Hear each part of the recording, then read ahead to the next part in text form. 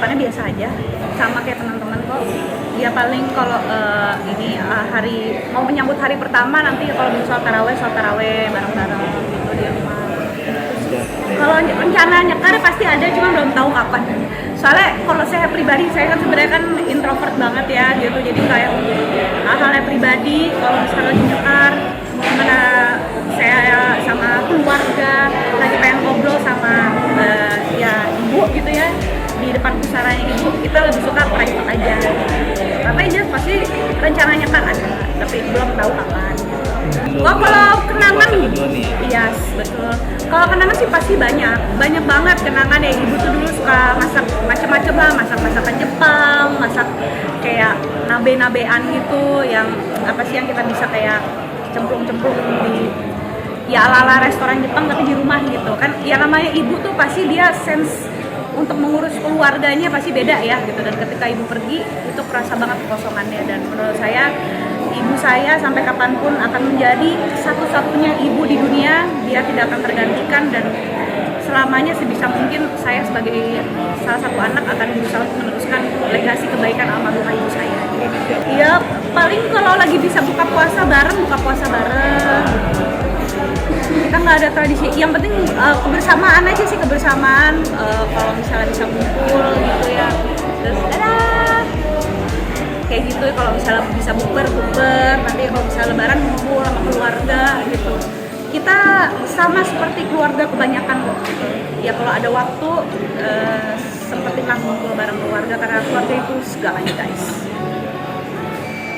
gitu. Jadi ya pasti ya peran ibu kayak ngurusin rumah, ngurusin makanan, sekarang harus kita bagi bertiga. Ayah ya pasti ayah, karena ayah laki-laki ada senses di mana yang mungkin perempuan yang lebih sensitif, yang mau nggak mau harus diisi oleh aku atau Ciki gitu.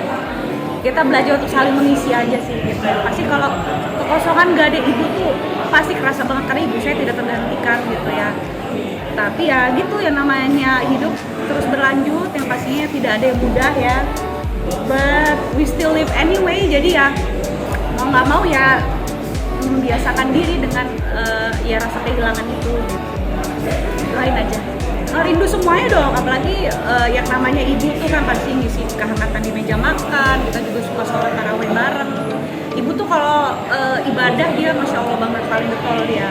Terus kalau itikaf kita juga dulu ya ibu sama Ciki tuh masya Allah banget, paling semangat kalau itikaf ke masjid. Dan Bella sama ayah juga jadi ikutan semangat karena ajaran dari almarhumah ibu dan Ciki pasti ya, kalau misalnya yuk kita itikaf ke masjid, terus itikaf bareng. Itikaf pasti begadang kan, baca Quran, sholat malam kayak gitu tuh pasti. Ya kita masih bisa melakukan itu, tapi pasti tanpa kehadiran seorang ibu akan merasa banget gitu.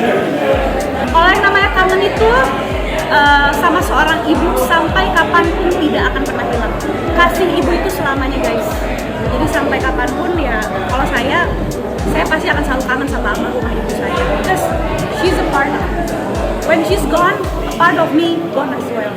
Cuma ya udah, seiring dengan bertambahnya waktu, aku belajar untuk menerima itu. Dan itu memang proses yang tidak mudah, tapi ya begitulah hidup. Kalau museum saya belum tahu ya, tapi kalau yang namanya barang itu yang penting, kalau kami keluarga meyakini yang penting barang itu ada manfaatnya gitu. Jadi ada yang sebagian Ciki pakai, ada yang sebagian Bella pakai, ada yang sebagian kita kasih ke orang-orang terdekat kalau emang dirasa itu bisa memberikan manfaat, karena kan nanti akan jadi amal jariah gitu, almarhumah ibu saya.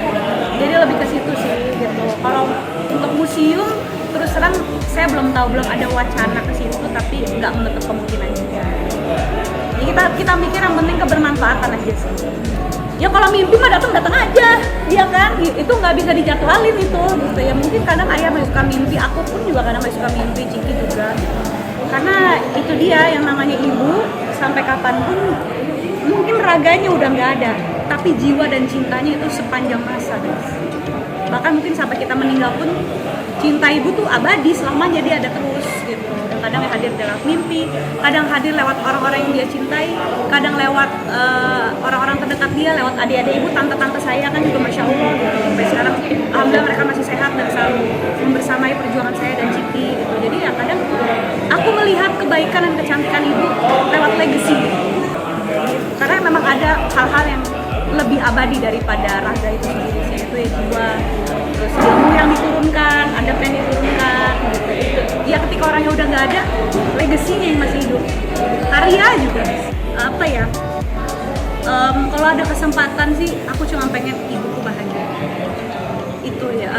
Aku pengen semua anggota keluargaku bahagia because they deserve it. My family is a good people and they deserve to be happy, including my mom. Jadi itu doa yang selalu aku panjatkan tiap hari, Bu. Aku kirim yasin buat almarhumah ibu aku, ibu harus bahagia ya. Jadi kalau ada kesempatan aku bisa ngobrol sama ibu, aku cuma pengen ngomong, Mom, I love you and please be happy because you deserve to be happy. Jangan lupa bahagia, ya Rob. Tahun lalu kita sudah umroh. Tahun lalu tuh pertengahan tahun lalu. Kalau tahun ini terusan kalau aku pribadi sih belum ada ya. Gitu. Jadi kayaknya sih kalau apa namanya ya di bulan Ramadan tahun ini ya kita